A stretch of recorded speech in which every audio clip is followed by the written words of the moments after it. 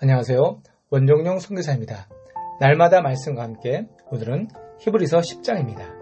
히브리서 10장은 8장 9장에 연결된 장으로 계속해서 새 언약의 대제사장이신 예수님에 대해서 말씀하고 있습니다. 히브리서의 놀라운 메시지 중 하나는 새 언약이란 무엇인가입니다. 옛 언약은 우리가 하나님의 말씀을 따라 살 능력이 없음을 보여주시지만 새 언약은 우리 안에 계신 성령으로 말미암아 우리가 하나님의 말씀을 따라 살아갈 수 있도록 우리에게 능력을 주심을 말하고 있습니다. 또 신약은 예수님께서 십자가에서 죽으심으로 말미암아 언제나 누구든지 하나님의 보좌 앞으로 나가서 하나님과 친밀하게 살 수 있도록 하셨습니다. 구약에서 제사장은 동물의 제사를 통해서 일시적인 죄를 속죄했다면 신약에서는 예수님은 영원한 속죄물이 되어서 죄에 대한 근본적인 해결을 약속하셨습니다. 율법이 우리 죄를 기억나게 하는 것이라면 새 언약은 우리 죄가 다 용서받았으며 그 죄를 다시 기억하지 않고 의로운 사람으로 하나님 앞에 서게 하겠다는 약속이 새 언약입니다. 9장 10장은 모세가 시내산에서 지은 장막과 예수님으로 말미암아 우리를 이끌어가는 하늘의 장막을 서로 비교하고 있습니다. 모세의 장막에서 하나님께 나아가는 길은 바로 짐승의 피로 나가지만 하늘의 장막은 예수님의 피로 나아갈 수 있습니다. 모세의 장막은 매번 제사를 드리지만 하늘의 장막은 예수님께서 십자가에 죽으심으로 단번에 영원히 해결되었습니다. 놀라운 사실은 하나님께서 모세에게 시내산에서 장막을 짓게 하실 때 그에게 하늘의 장막을 보여주시면서 그대로 지으라고 말씀하신 것입니다. 이것은 우리가 새로운 아파트에 입주하기 전에 미리 보는 모델하우스와 같은 것입니다. 구약시대에는 해마다 여러 종류의 제사가 있지만 그것으로 사람을 깨끗게 할 수는 없습니다. 구약시대의 제사로는 죄의 해결이 충분치 않았고 그래서 온전한 것을 바라보게 하신 것입니다. 1절에 보면 율법은 다가올 좋은 것들이 그림자라고 말하고 있습니다. 그림자는 힘이 없습니다. 능력이 없습니다. 여러분, 모델하우스는 겉만 번지르지 아파트가 세워지면 그것은 없어지고 맙니다. 그러나 구약시대의 사람들은 영원한 하늘나라의 장막을 보지 않고 그림자만 쫓는 형식을 중하게 여겼습니다. 여러분, 천국의 모형인 모델하우스가 중요합니까?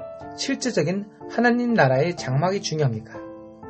그래서 히브리서 저자는 1절에 해마다 끊이지 않고 드리는 똑같은 제사들을 통해 나오는 사람들은 결코 온전케 할 수 없다라고 말하고 있습니다.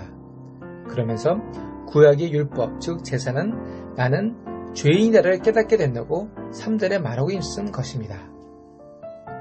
그러면 구약시대의 제사 제도의 궁극적인 이유는 무엇일까요? 그 이유는 하나님이 사랑과 용서하심을 드러내기 위함입니다. 여러분, 여러분의 자녀들이 죄를 저지르더라도 잘못을 해도 용서하는 이유가 무엇입니까? 자녀들을 사랑해서가 아닐까요? 죄를 이길 수 있는 것은 부모의 사랑밖에 없습니다. 구약시대에는 그 제사를 통해서 인간이 얼마나 거룩하고 깨끗해졌는가를 보는 것이 아니라 죽을 수밖에 없는 죄인이 궁극적으로 하나님의 사랑을 깨달으라고 주시는 은혜입니다. 하나님으로부터 단절된 것이 죄입니다. 죄는 곧 죽음을 의미합니다. 그래서 제사를 통해 하나님의 은혜를 깨달으라고 주가 주신 제도인 것입니다. 하나님이 우리를 사랑하되 끝까지 사랑하는 것을 나타내고 있습니다. 자녀들은 용서하는 부모의 심정은 체벌이나 훈계를 통해서 죄로부터 돌이키라고 사랑을 보이는 것입니다. 인간과 하나님과의 사랑이 깨질 때 그것이 죄입니다. 다시 그 관계를 회복시키는 방법이 그 당시에는 제사였던 것입니다. 하나님의 사랑이 얼마나 큰지 모르게 인간은 또다시 죄를 거듭습니다. 하나님의 그 사랑이 무엇인가요? 바로 하나님의 은혜입니다. 우리는 하나님의 은혜를 생각하면 죄에서 멀어질 수 있는 것입니다. 오늘 읽은 본문 중에 끝으로 우리가 알아야 할 대목은 12절. 그러나 그리스도께서는 죄에 대해 단번에 영원한 제사를 드리시고 하나님 오른편에 앉으셨다라고 말하고 있습니다.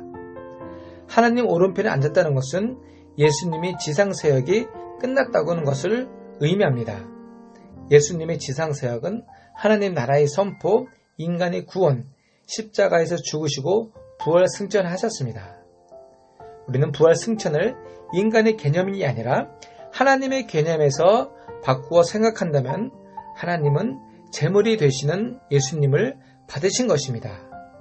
그러므로 예수님은 다 이루었다라고 말씀하신 것입니다. 승천 이후 예수님은 하나님의 보좌 우편에 앉아서 쉬시는 것이 아니라 로마서 8장 34절에 보면 그는 하나님 우편에 계신 자요 우리를 위하여 간구하시는 자신이라 라고 말씀하고 있듯이 예수님은 중보자로서 여전히 우리들을 위하여 일하시고 있습니다. 예수님이 진정한 중보자가 될 수 있었던 이유는 무엇일까? 그는 인간과 같이 육신의 연약함을 이미 경험하셨기에 우리 연약함을 아십니다. 그리고 계속 그것 때문에 간구하고 있는 것입니다.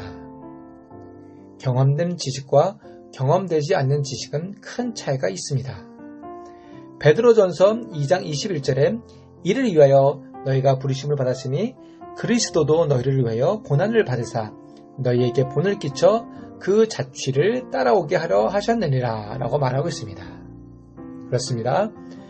사랑하는 시은숙교회 성도 여러분, 삶이 힘들고 고달프십니까?